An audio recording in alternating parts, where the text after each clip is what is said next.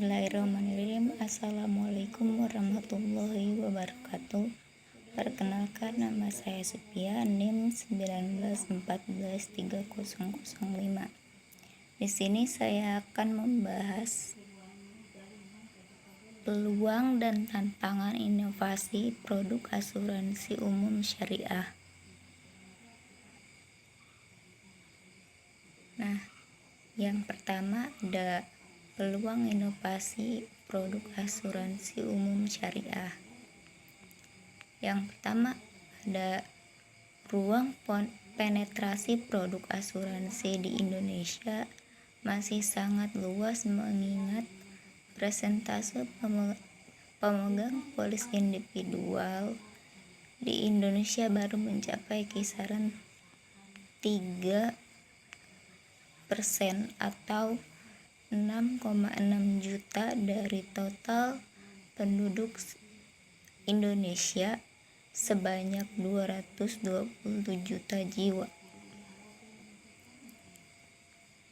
Nah, dan yang kedua, mayoritas penduduk Indonesia merupakan umat Islam dan kehadiran produk yang sejalan dengan konsep serta nilai-nilai beragama berpeluang besar untuk bisa diterima oleh masyarakat luas. Nah, yang kedua ada tantangan inovasi produk asuransi umum syariah. Yang pertama, asuransi syariah belum memiliki peraturan khusus yang berkenaan dengan produk asuransi umum dan masih ikut kepada peraturan asuransi konvensional. Selama ini, asuransi umum syariah masih berdasar legalitasinya kepada Undang-Undang Nomor 2 Tahun 1992 tentang usaha perasuransian.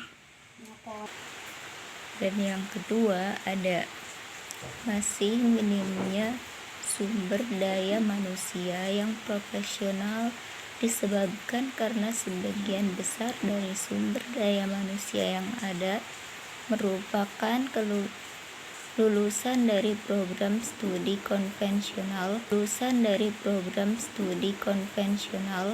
dan kurang paham mengenai asuransi syariah dan mempunyai semangat perjuangan dalam pengembangan ekonomi syariah, sehingga pengembangan produk ini tidak juga belum banyak sarjana yang mengerti dan mendalami baik dari segi akad syariah maupun dari aspek hukum ekonominya.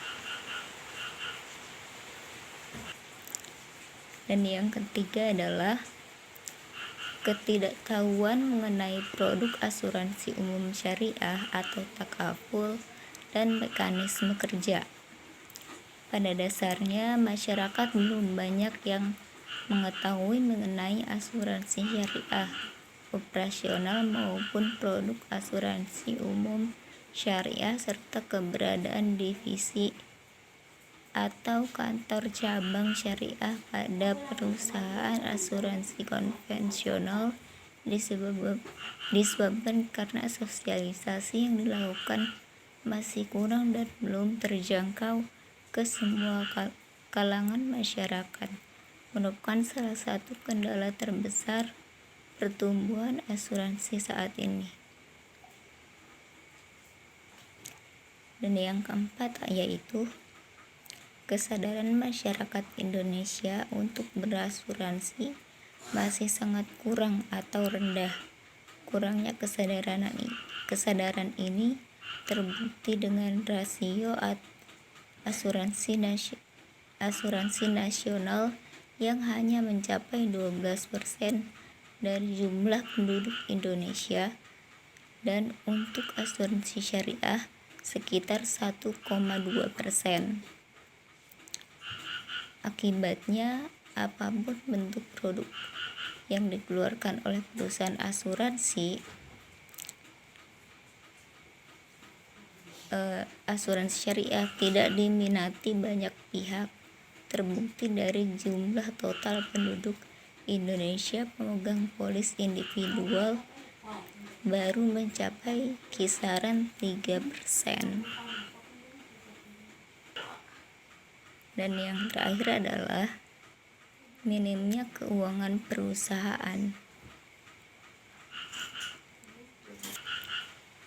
Mungkin itu saja yang dapat saya sampaikan.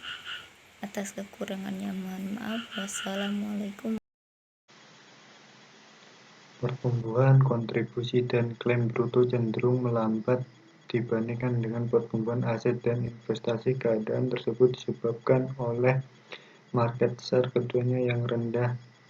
Market share kontribusi bruto asuransi syariah tahun 2015 sebesar 6,55%. Untuk asuransi jiwa syariah sebesar 8,60% dan asuransi umum syariah sebesar 2,91% dibanding total premi asuransi nasional. Kondisi market share kontribusi bruto asuransi umum syariah yang sangat kecil dengan jumlah perusahaan yang paling banyak dibandingkan dengan jenis perusahaan asuransi syariah yang lain, maka persaingan dalam industri asuransi umum syariah semakin ketat. Setiap perusahaan harus mempunyai strategi agar mampu bersaing dengan perusahaan lainnya. Salah satunya yaitu dengan menjaga efisiensi yang berarti menyeimbangkan antara beban dan pendapatan agar tidak sampai defisit. Pertumbuhan kontribusi bruto yang melambat pada perusahaan asuransi syariah di Indonesia kemungkinan juga disebabkan oleh kurang optimalnya pengelolaan dana tabaruk. Karim Consulting Indonesia dalam Islamic Finance Outlook 2015 menyatakan bahwa kinerja perusahaan asuransi syariah dalam mengelola dana tabaruk masih kurang optimal. Pada tahun 2013 terdapat 7 perusahaan asuransi umum yang mengalami defisit dan hanya 6 perusahaan asuransi jiwa syariah yang surplus. Berdasarkan uraian di atas, maka dengan permasalahan jumlah perusahaan asuransi umum syariah di Indonesia yang lebih banyak dan market share kontribusi bruto yang lebih kecil dibanding perusahaan asuransi syariah lainnya, maka pengukuran efisiensi perlu dilakukan untuk mengukur kemampuan bertahan perusahaan asuransi umum syariah dalam ketatnya persaingan. Selanjutnya, data OJK mengenai asuransi jiwa syariah.